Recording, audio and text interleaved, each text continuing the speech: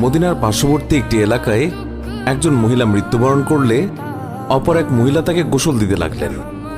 যে মহিলা গোসল দিচ্ছিল তার হাত যখন মৃত মহিলার উরুতে পৌঁছালো, তখন সে আশেপাশে বসা 2-4 জন মহিলাকে বলে উঠল, হে আমার বোনেরা, তোমরা কি জানো এই যে আজ মহিলা মৃত্যুবরণ করেছে তার তো অমুক পুরুষের সাথে অবৈধ সম্পর্ক ছিল। গোসল প্রদানকারী মহিলা যখনই এই কথা বলল, অমনি সাথে সাথে অলৌকিকভাবে তার হাত মৃত মহিলার উরুর সাথে আটকে গেল।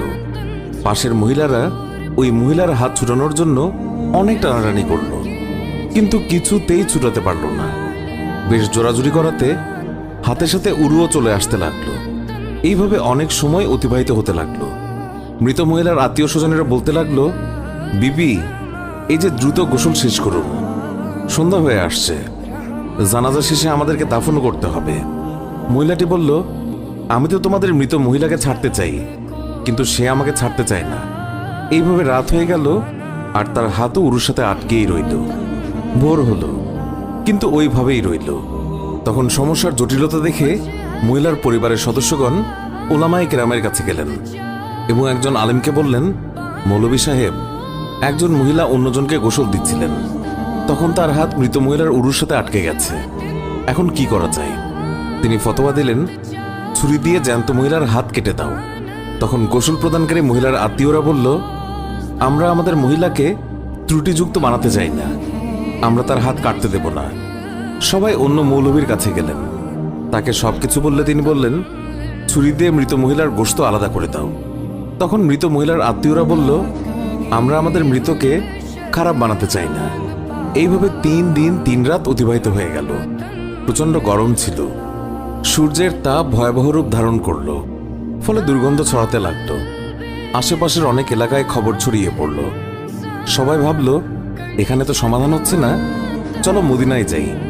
সেখানে তখন ইমাম মালিক রহমাতুল্লাহ আলাই প্রধান কাজীর মর্যাদায় ছিলেন। লোকেরা মালিক রহমাতুল্লাহ আলাইয়ের দরবারে পৌঁছে বলল, হজরত, একজন মহিলা অপর একজন মৃত মহিলাকে গোসল দিচ্ছিলেন, তখন তার হাত মৃত মহিলার উরুর সাথে আটকে গেছে, ছাড়ানোই যাচ্ছে না।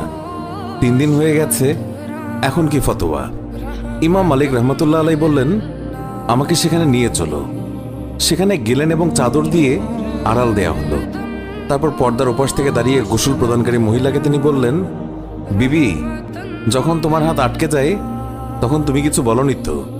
মহিলা বলল, আমি শুধু এইটুকুই বলেছি, এই যে মহিলা মৃত্যুবরণ করেছে তার তো অমুক পুরুষের সাথে অবৈধ সম্পর্ক ছিল। ইমাম মালিক রহমাতুল্লাহ আলাই বললেন, বিবি, তুমি যে এই অপবাদ দিয়েছ এর সপক্ষে নিজ চোখে দেখেছে এমন 4 জন সাক্ষী তোমার আছে কি? মহিলা বলল, না। তখন ইমাম মালিক বললেন, ওই মহিলা তোমার সামনে স্বীয় পাপের স্বীকারোক্তি দিয়েছে কি? মহিলা বলল, না। তখন বললেন, তবে তুমি কিসের ভিত্তিতে অপবাদ দিলে? মহিলা বলল, আমি তো এই জন্য বলে দিয়েছি যে মৃত মহিলা কলস উঠিয়ে অমুকের দরজার সামনে দিয়ে যাচ্ছিল।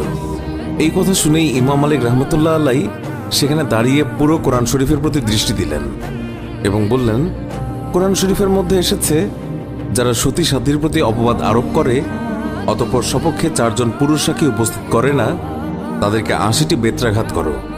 সূরা নূর আয়াত 4। যেহেতু তুমি কোনো প্রমাণ ছাড়া একজন মৃত মহিলার উপর অপবাদ আরোপ করেছ, আমি প্রধান কাজী হিসেবে নির্দেশ দিচ্ছি, জল্লাদ, তাকে বেত্রাঘাত করতে শুরু করো। জল্লাদ তাকে প্রহার করতে শুরু করলো। তাকে বেত্রাঘাত করা হচ্ছিল। 70টি বেত্রাঘাত মারা হলেও হাত পূর্বের মতো আটকেই রইল। 75টি বেত্রাঘাতের পরেও পূর্বের মতোই রইল।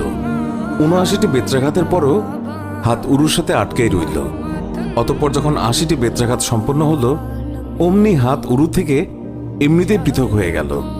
আল্লাহ আমাদের সবাইকে হেফাজত করুন, অন্যের গীবত গাওয়া থেকে মুক্ত করুন, আমিন। আল্লাহু আকবার। আল্লাহ পাক আমাদের সবাইকে হেদায়েত দান করুন, আমিন। তো বন্ধুরা, এই ছিল আমাদের আজকের ভিডিও। আশা করছি আপনাদের সবার এই ভিডিওটি ভালো লেগেছে। ভিডিওটি ভালো লাগলে লাইক, কমেন্ট এবং শেয়ার করুন।